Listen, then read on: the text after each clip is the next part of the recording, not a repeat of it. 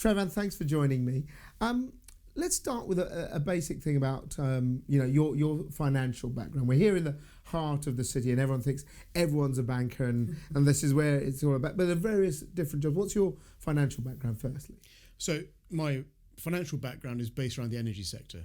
So it's around trade finance. It's around making projects happen. It's about finding financial solutions to realise projects in the field. It's making that real.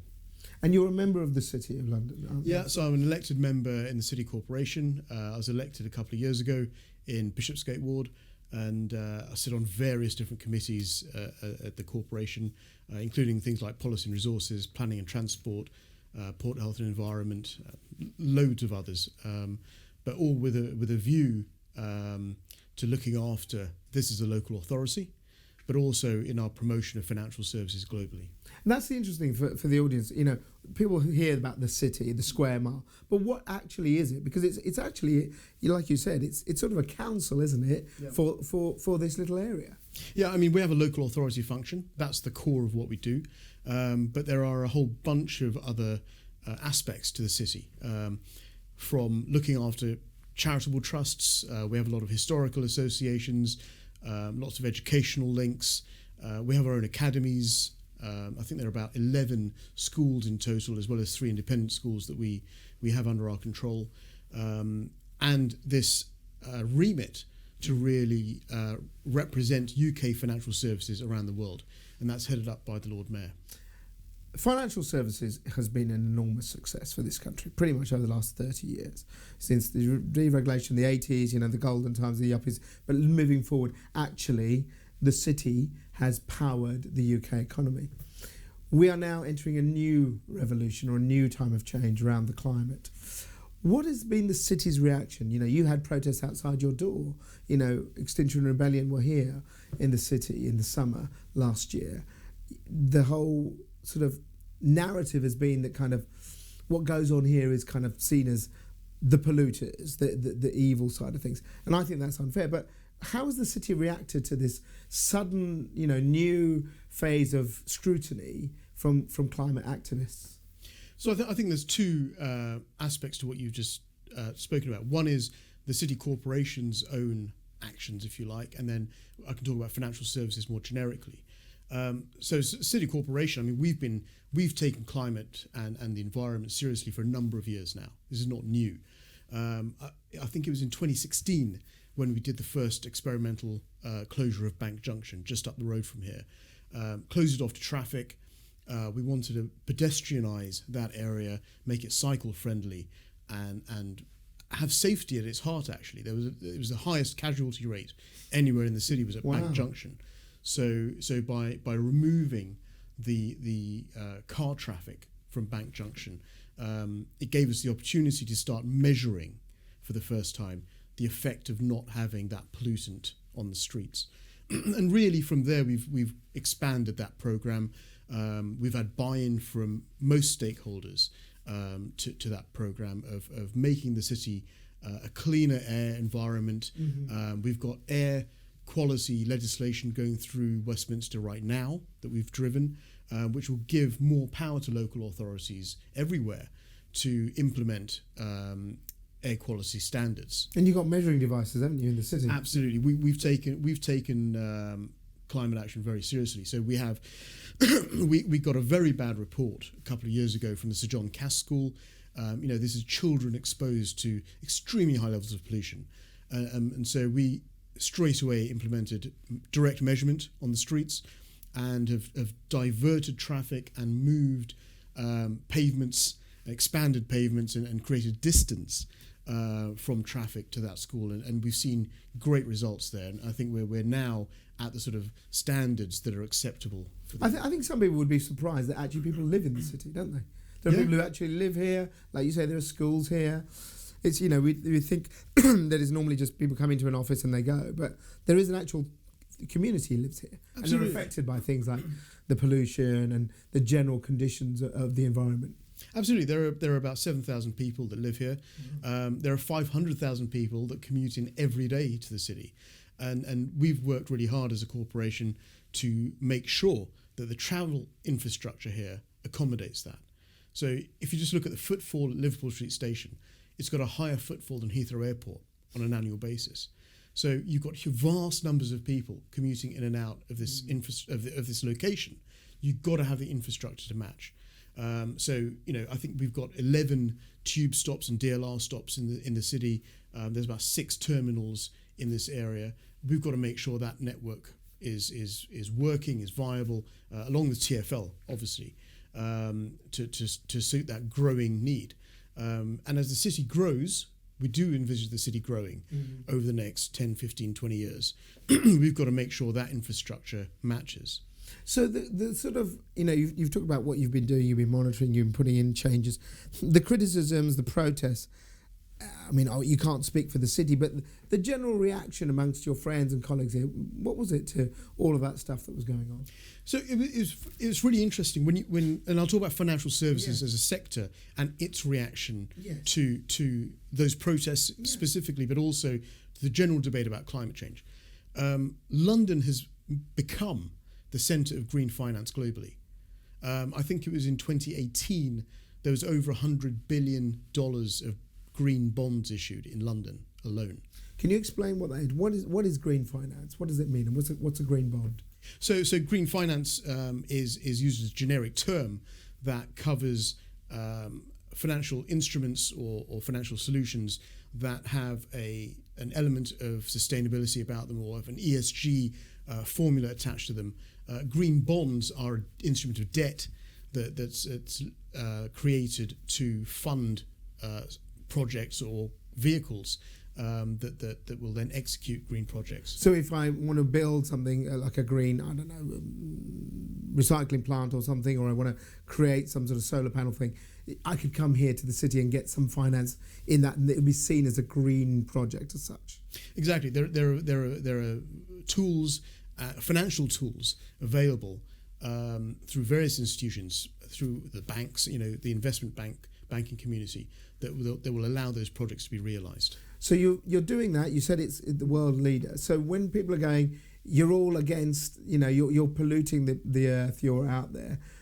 What was the kind of feedback? So I think there's perceived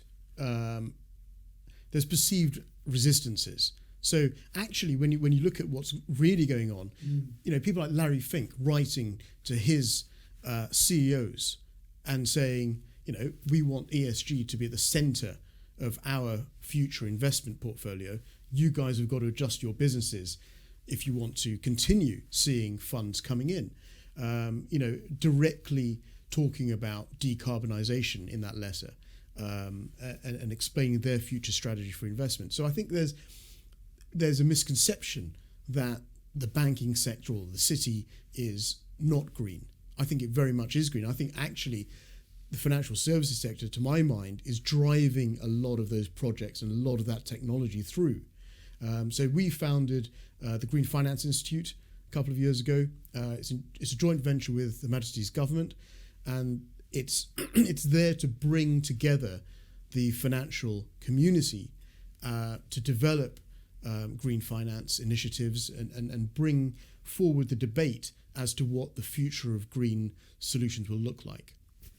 The whole point of this platform, Future Net Zero, is to talk about, the catch line, better business means better planet. And in a sense that seems trite, but I do believe that's where it is, because without businesses changing what we buy, how we eat, how we travel, all of those things, you won't get to the net zero target. But that needs money as well. So is the city now seeing this not as a threat, but an opportunity? Is that where that thing, because you could say, hang on, you guys have been financing coal power for years, or nuclear, and some people disagree with nuclear, or you've been financing kind of, shipping, which can be seen as quite dirty, or aviation.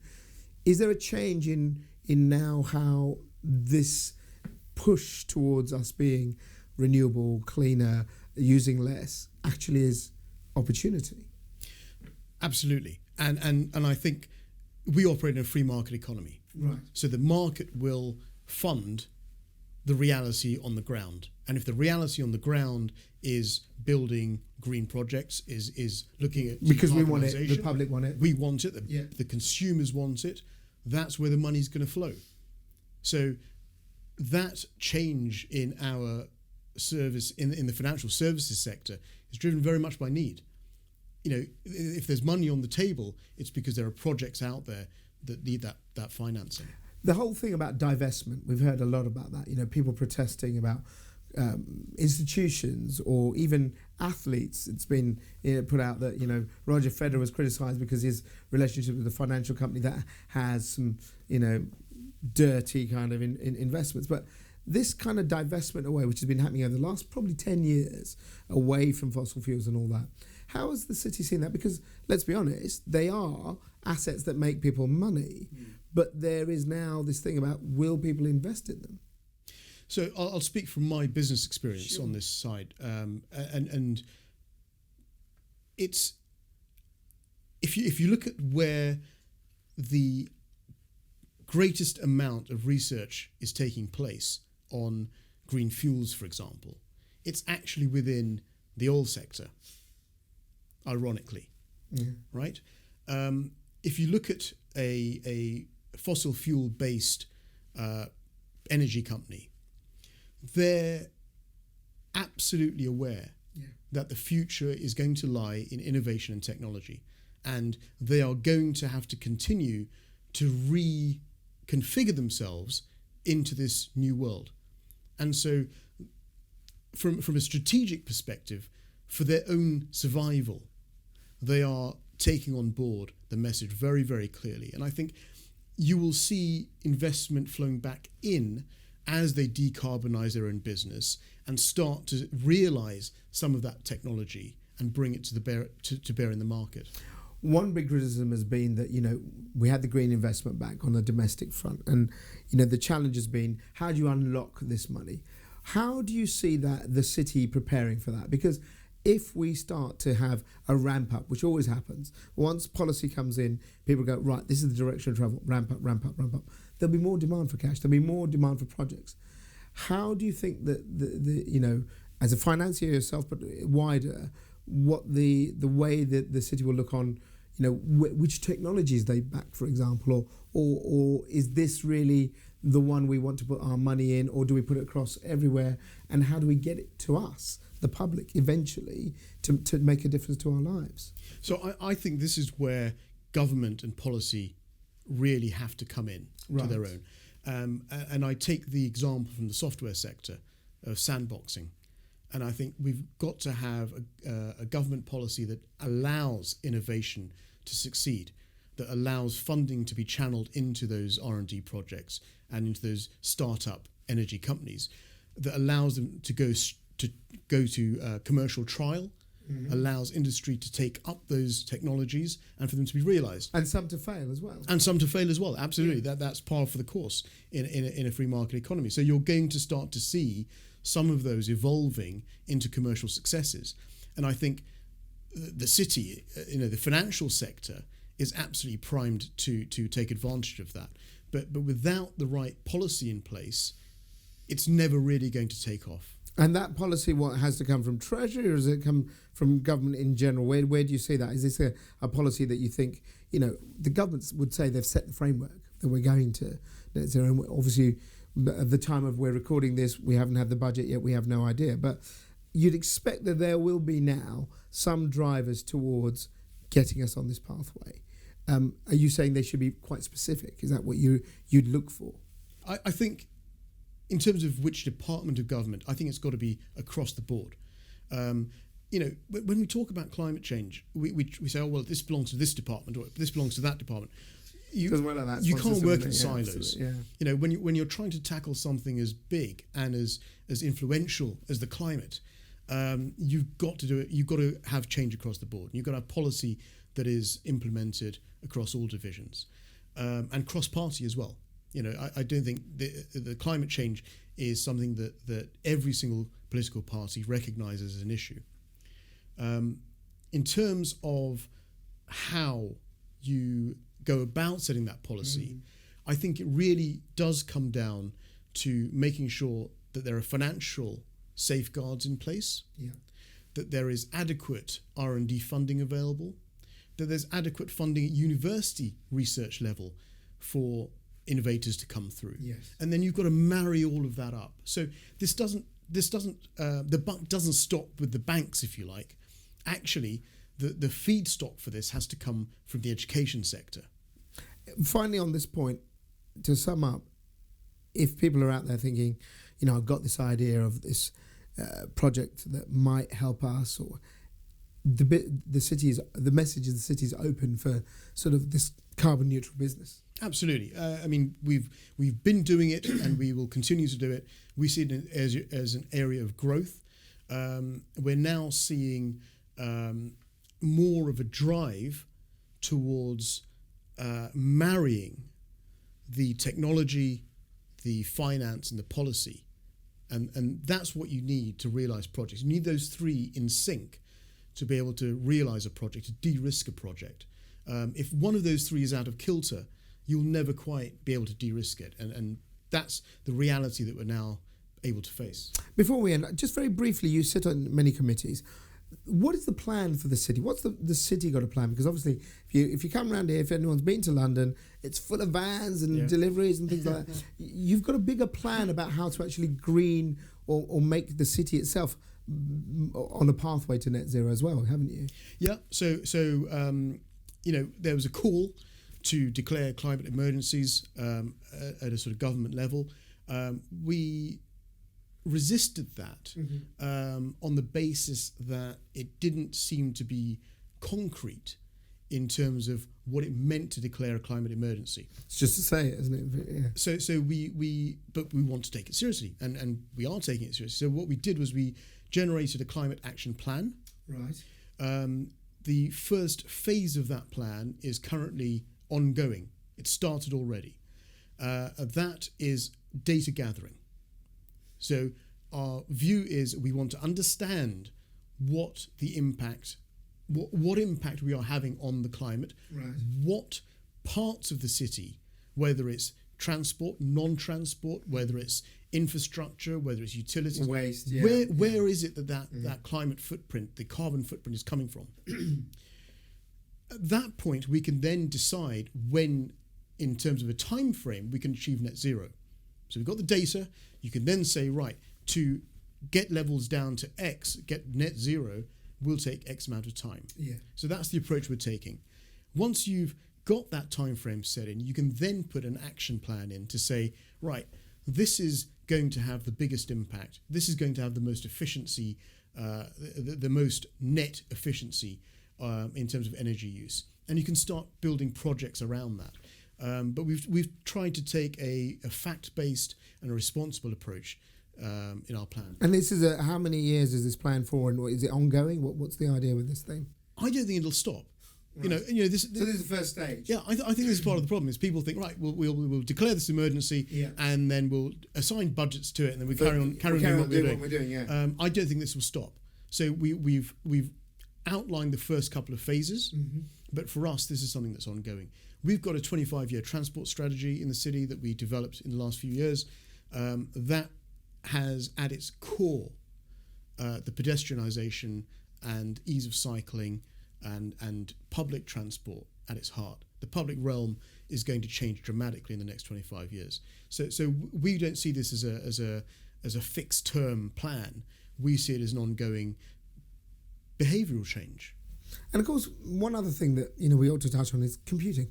This place probably has more processors than anywhere else in the country, and they're all chugging away, using lots of energy. Your plan, is it looking at that, not just at transport? Is it more holistic at kind of the things that are in the offices as well?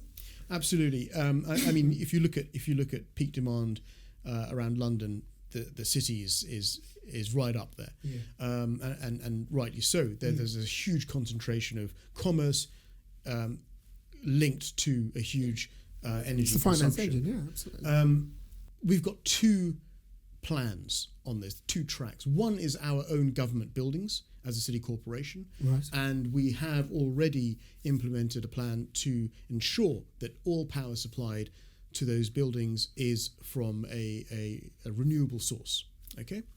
There's a second plan which is around the city generic, and we are talking to the utility providers around what sort of solutions there can be, what sort of smart solutions there are out there in the market that will allow us to better control, better monitor energy usage, and how to manage loading better. So that, if you look at the street lights, for example, we did a project a couple of years ago where we replaced every single one of our street lights with LED, and we reduced our consumption massively. Yeah, of course. Yeah. It also gave us better control. So from a security perspective, it gave us huge amounts of control in controlling light intensity, timing of lights, the temperature of lights, what sort of atmosphere it created. A huge amount of control at a reduced cost and a reduced carbon footprint. So it's a win-win if you get the strategy right. Finally, your personal view on all this. You've lived in the city for many years. You're London, I assume you're a Londoner. But, how do you see what the world will be?